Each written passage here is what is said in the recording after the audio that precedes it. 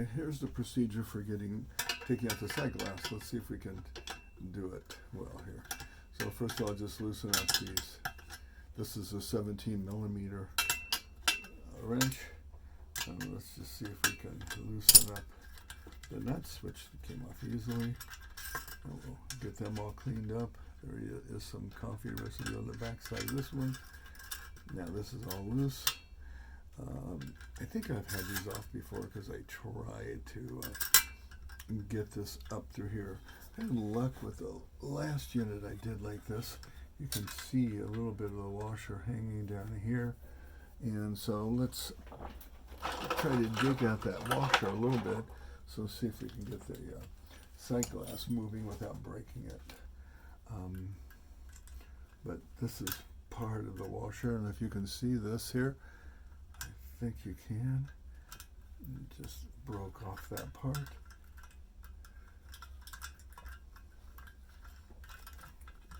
And then this is basically a hard washer here, a brass washer. You can kind of hear me scrape it.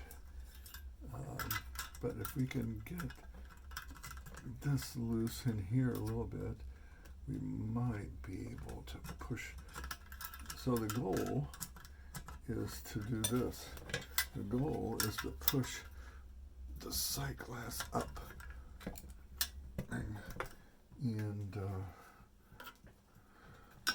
let's see if we can kind of clean it up here.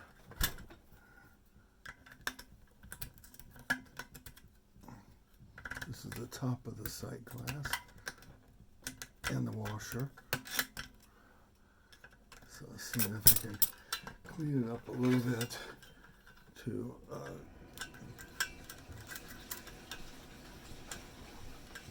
it is moving. I got some movement. I don't know if you just saw that. Here we go. You can see it right here. It's coming out.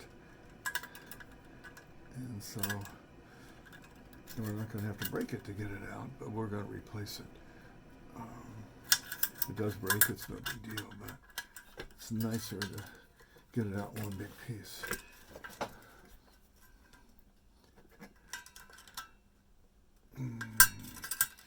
Okay, so let's see if we can try something here. I'm going to see if I can put this on the bottom of this sight glass and push up on it. That works actually well. So it's just my pick. It's my straight angle pick here. I put so it can slide up through, because this bottom of this protection glass, they have whole top and bottom, and these are holes on each side slots. So if you just push straight up, you can pull it out and grab a hold of it finally. Now all this stuff is loose right here, so you want to make sure it doesn't fall. So you pull out your sight glass. That's a sight glass. It's not broken. So that's cool. And then all these pieces just come out easily.